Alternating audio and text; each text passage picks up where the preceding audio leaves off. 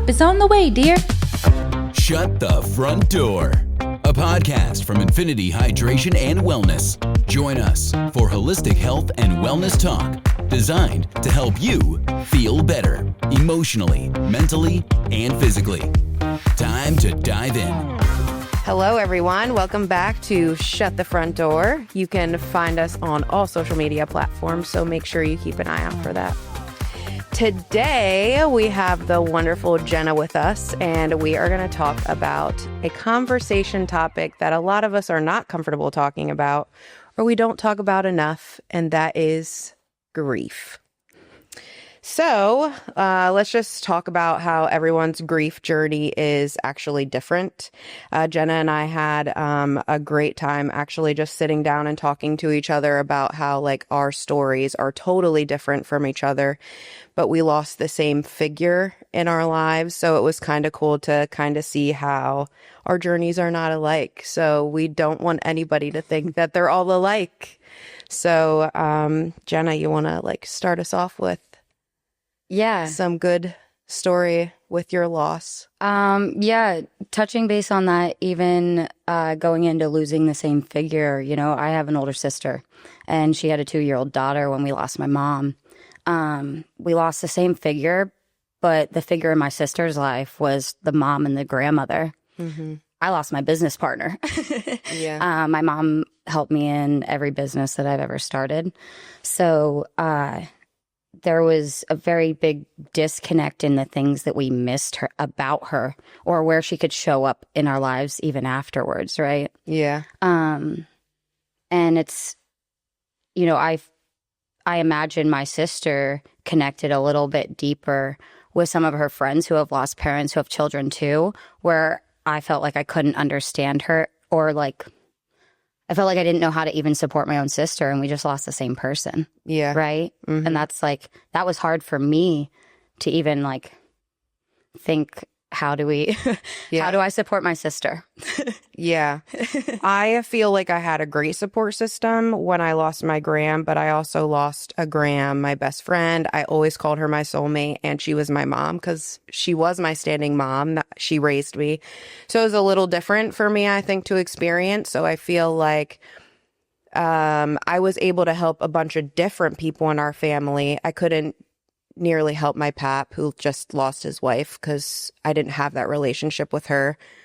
But I could get myself to a level where I could be with my aunts and uncles because she was a mom. Not so much with my mom. I wish I could have helped her in a different way. But even my cousins, I feel like I could take a different step forward with them to kind of be with them and understand where they were coming from.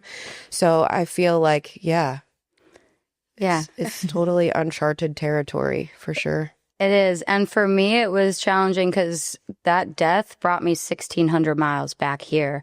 So I had just spent 3 years building a life for myself out in Colorado. And I was brought back to my hometown where I felt like nothing was the same, right? I wasn't waking up in the same room. I wasn't making breakfast in the same kitchen. I was living with my stepdad. He was really great throughout all that too. But yeah, it's hard when it's, you know, when you're in it, the people outside sometimes are like, I don't know what to do. I don't know what to say. But even on the inside, as somebody grieving, it's like, what do you do? I have 6 aunts that just lost their sister. Mm-hmm. You know what I mean? So yeah, it's interesting on both sides of it. For sure. Yeah, definitely. Yeah, it's always scary as somebody who hasn't dealt with grief in the capacity that you have, and even that you have, Lindsay. Mm-hmm. Sometimes it's what do you say? And do I say am I going to say the wrong thing? Or do you even want anybody to say anything? And I think that's where it's difficult. How do people even approach somebody who is grieving? I feel like not saying anything at all already makes me feel unsupported.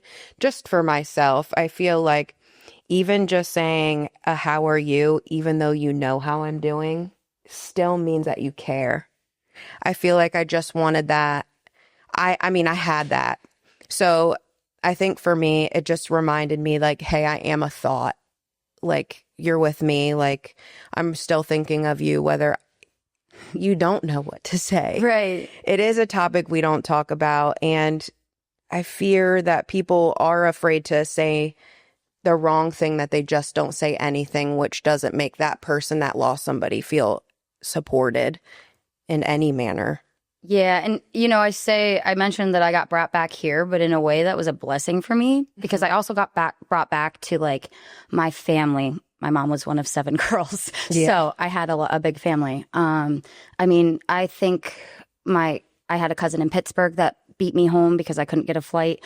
I had cousins from North Carolina driving up for my mom's funeral and things like that. And it's hard because, as you said, Des, you don't know what to say, how the reaction's going to be. And honestly, it kind of depends on every single person, right? Mm-hmm. Like you might want to be asked how you are. I had a friend that lost her son, and that's the last question she wanted to be asked. Yeah. Do you know what I mean? Mm-hmm. So sometimes for me, asking more open-ended questions of, hey, how can I support you? They might not know how to answer that either, because I know I didn't at times.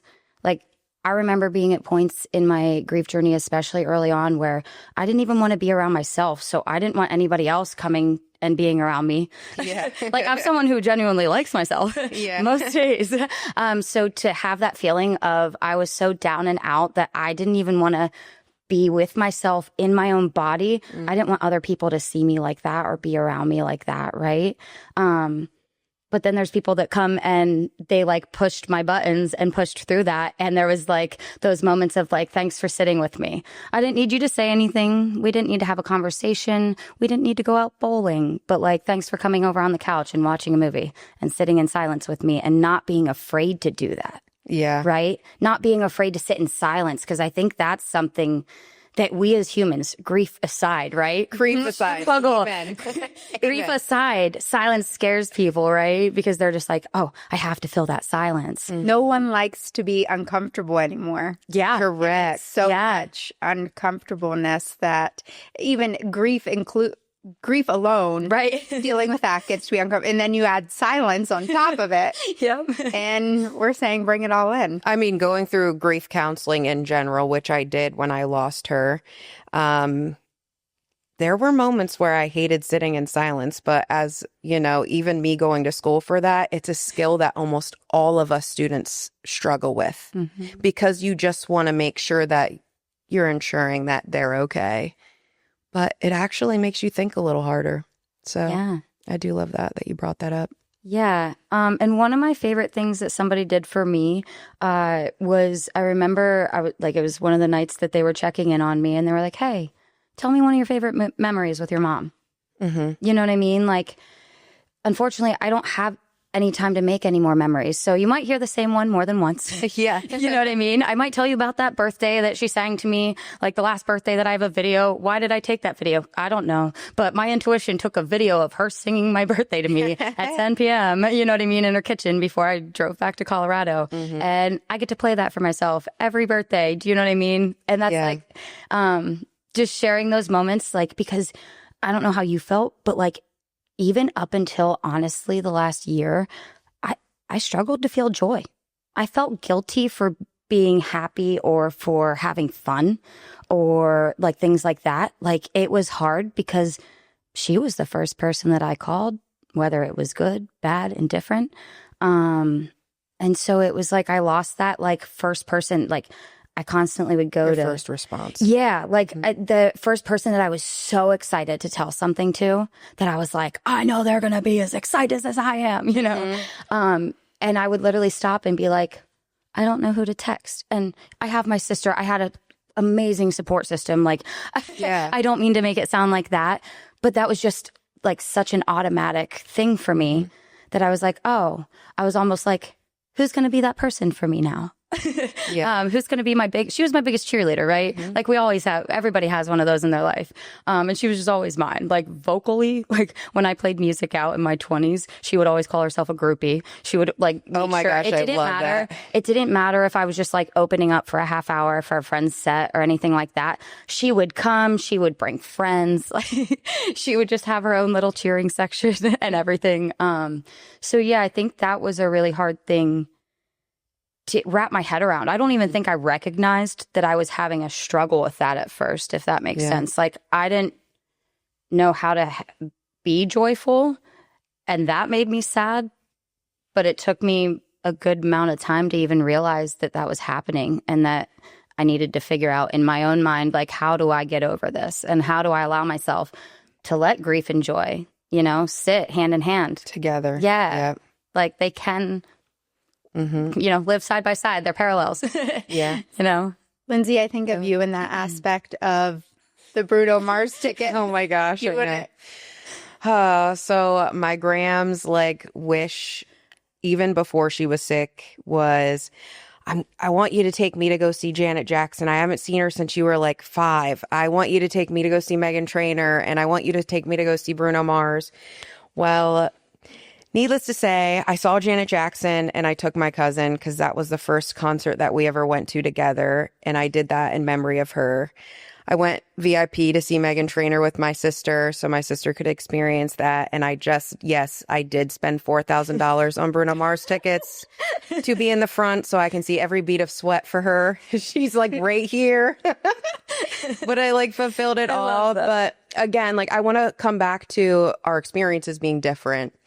My gram passed, and I didn't really sit in sadness, I don't think, long enough, because I just eluded joy. Like, everything I did, I almost feel like she came back in my body already. I didn't have a choice. So like, here I am and here she is. Like, it is, you get both of us at the same time. But I celebrate her all the time. There's little things.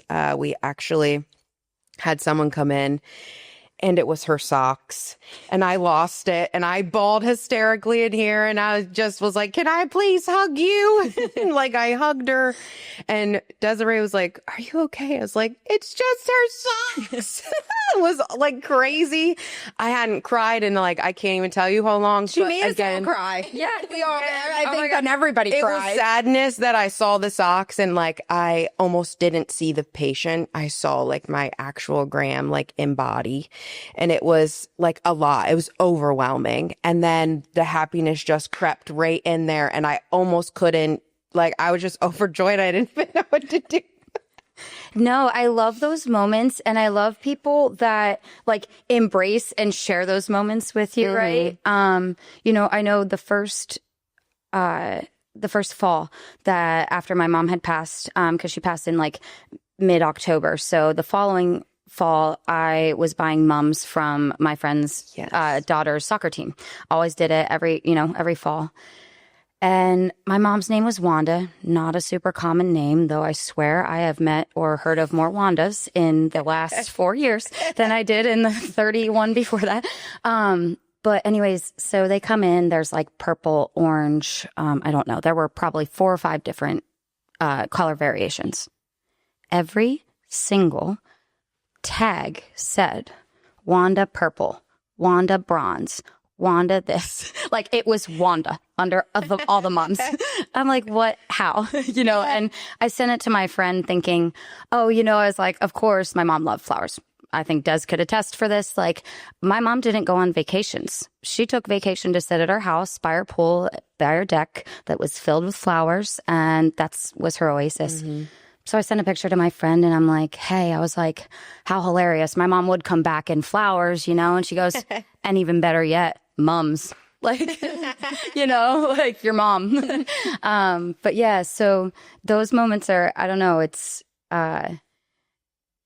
fun because, you know, you have some fun suckers. They'll be like, it's just a coincidence. And it's like, I don't even care if it's a coincidence. Keep that to yourself. It was good enough for me. Let me enjoy this moment. For my mom, I could feel her energy the moment she died. I remember, I think it was within the first week of her passing, again, Wanda. Tropical Storm Wanda coming up Florida's coast. I remember you. Okay, Mom. And like, for the record, my mom worked in insurance her whole life. So back, I remember when I was in middle school, she was on like a cat team, and she would go down to like when they would have tornadoes and like all those storms, and like she would help. She worked for an insurance company. So I was like, of course, she would just casually come strolling in. But yeah. Oh, wow. I wanted to touch base because I thought a little deeper. One of your girls asked me when I came in to talk to you, like, and I'll give a quick overview for anybody watching. I lost my mom October of 21. I then lost my childhood neighbor and best friend, one of my best friends I graduated high school with, October 1st of 22. And she's actually the one that called me to let me know an ambulance was leaving my mom's house. May of 23, I lost my dad suddenly, and then I lost one of my platonic male friends who helped me move to Colorado a month after my dad. All of them super sudden. Again, I'm going to ADHD here, but touch base on, you had your grandmother or people have these, family members, whoever it is, sick. People come to me sometimes asking me, they say something similar to you, Des, like, hey, I haven't experienced that much loss, yada, yada, yada. How can I support? And sometimes I don't even know what to say. I have a friend whose mother has been sick and, got a not so great diagnosis.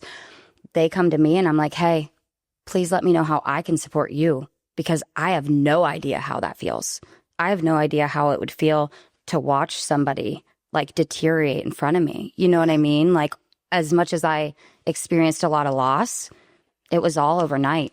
I had them one day and I didn't have them the next, But anyways, getting back to one of your girls asked me, was it easier to, was it hard to create new relationships or build new relationships, because of all your loss? Were you scared? And ironically, coming back into, like I said, my hometown, it was actually easier for me to go talk to somebody that I didn't know, because they had no idea what just happened to me.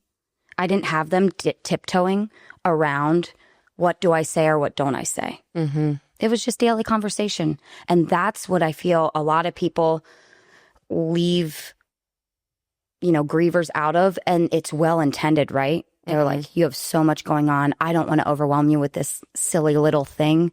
I had a friend who got pregnant with their second child, and they waited, I think, a month or two to tell me. It was, I think, after my dad passed away. So I lost both my parents. And he was like, hey, I really wanted to share this with you. I wasn't really sure how to do it. And I was like, thank you. I was like, and I even I'm grateful that I felt confident enough to be vocal about what I needed, even when I was in the depths of it. Yeah. And I was like, I want you to always share these things. You not sharing those things is me feeling like I'm missing out even more. My world changed overnight, and now it's you're missing out on everything too. And it's We're just almost looking for a sense of normalcy. Yeah, absolutely. You just crave that in those kinds of situations, I feel. Tell me about the funny thing your daughter said at school and got sent home from. Or, you know what I mean? Did your little 4-year-old swear at you in your video again? Send it to me. Did they catch something at the babysitter's? But yeah, just sharing those moments. I mean, I had days where I would post on my Facebook and be like, hey, I'm having a really hard day. Can you send me pictures of your pets? Do you know what I mean? Whoever sends me the best one that makes me smile, I'll make you a hat. You know what I mean? Just having that sense of the heaviness lift for a moment, somebody distracting you enough that you're not just sitting in the thoughts of, oh, someone's gone, they're not here, sort of thing. And again, even kind of distracting you from, as much as it's great to be like, hey, tell me your favorite memory, or do you need to talk, or do you need to sit in silence? Sometimes it's just nice to have a distraction, Hey, you don't have a choice. You're coming with us. And, even if it's maybe we're sticking at home so you don't have to go out in public or something, But I mean, I remember being at the grocery store and dodging. I wasn't done grocery shopping and I'd book it to the checkout aisle. It was for people that I genuinely loved, but I was like, man, I just can't do this. I don't want to go through this again. Do you know what I mean? Because I haven't seen them since they Isn't passed. that normal for everybody? I thought that was normal. That's not normal. I mean, I ran into you at Sam's Club and we still darted each other. We're we see each other enough. It's I can't even. I gotta go. I see you got protein in your car. Deuces. But yeah, especially for, like I said, my personal experience being brought back to my hometown that I had left and hadn't been here for a few years. And we kind of, I always say, I don't know how I said it to my sister, but like we hightailed. I mean, my mom's death was so sudden. I came back. We had her services within like 6 days. Somehow we got her cremated and had her services in 6 days. I felt bad. My stepbrother and sister-in-law didn't even make it out. So like it, you know, sometimes we don't know. Rushed. Right. We like, well, I think it was us. We were like, we can't make it through this. And, you know, it was me, my stepdad and sister mainly. And we were just like tunnel vision. And that was like, oh, I don't even know if some people knew that this happened. My new mechanic, he just found out. I texted him my name, got his recommendation from someone. I was like, hey, blah, blah, blah, this is such and such. And he was like, it's your mom, Wanda. And I'm like, oh, shoot, he used is. You know what I mean? Like it's a present tense. 4.5 years. This is the first time I had that experience. So like, I think it goes to show too, you know, there's not an ending to it. Some people may not experience what I experienced there ever. I didn't think I'd ever experienced that. That was I was like, do I tell him now in a text or when I meet him in person for the first time? What's appropriate? So, Right. You know what I mean? Like we almost ask ourselves these questions as grievers too. How do I do this? What's the best way? Yeah. I really like that you said we kind of just carry it with us, which I'm not sure if a lot of you guys follow social medias, but I also work at the hospital with Heartworks, and I work with families, mostly the children, as they navigate, you know, loss. And it's a great program for the community. We do a rock ceremony. Now, it's kind of the same concept. We, you know, say a little prayer or that we miss the person that we lost and we put it in water that's lit up, and you can kind of share whatever. But I think the step up for adults is the rock theory for us. And we experience this loss and it's so heavy in the beginning, but if we would put that in figurative terms here and put a rock in our pocket and we carry that for long periods of time, we don't necessarily realize that rock is in our pocket. It's there always, but it gets easier to walk with it. It will never go away. Right. You know, something that's helped me also on the idea of, you know, alleviating some of that weight, so to speak. Something I started the first death anniversary of my mom. I love sharing these stories because then some people share their traditions. And I think that's also like, let's start talking about the fun things we do, you know, because, you know, it starts giving people ideas and then it starts allowing them to find joy in it. Right. So unfortunately, my sister couldn't come up. It was like a Wednesday or something. So I called one of my aunts, my mom's cousin she graduated with. They were really close and like one of their best friends. And I said, hey, can we just have dinner? You know, they came over for dinner and I bought an apple pie and I literally stuck a candle in it. And, you know, I remember when I was younger, you know, after my grandmother passed, seeing my mom like upset and like not being like, hey, are you okay? And I remember being like, you know, I just miss my mom. You know, I remember those moments with her. So I was like, I really see, you know, we look at birth dates as like, you're coming into this earthly world, you know, and all this, and we're so excited and, you know, we're celebrating. Well, what if we looked at people's death anniversaries as the days that they got to go back with everybody else that passed before them? I imagined my grandmother like, Wanda, you're home, you know, like even my dad's mom that she was close to. Wanda, you're home, you know, her dad, my Aunt Mill, my Aunt Chris, my Uncle Bobby, like, you know, all these people sitting at a dinner table being like, yeah, like, not so glad you showed up, but hey, glad you're here, you know. So I started that tradition of, you know, my dad's favorite cake. I kind of take the idea of the birthday, right? Yeah. Love chocolate and peanut butter. So May 25th, every year, I either get myself a chocolate peanut butter cupcake. If I'm with sis, I'll send her something. We'll do something of the sorts, a chocolate peanut butter, anything, you know, and just kind of looking at it, right? Different perspective of, hey, there's so many people that have also missed her for so long and like they get to be together again, whatever your beliefs are, right? Like they can be, you know, religion, non-religious, whatever it may be, but like there's something out there in the universe. And like, I like to believe that they're all together somewhere, hanging out, you know, even with our pets, hopefully. Gosh, because I can't wait to pet them. Oh, I haven't done that yet, so I may need you when that time comes got you, for girl. me.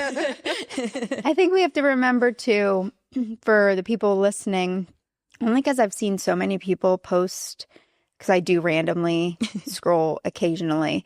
And there was somebody made a post about how do you even grieve somebody who is still living?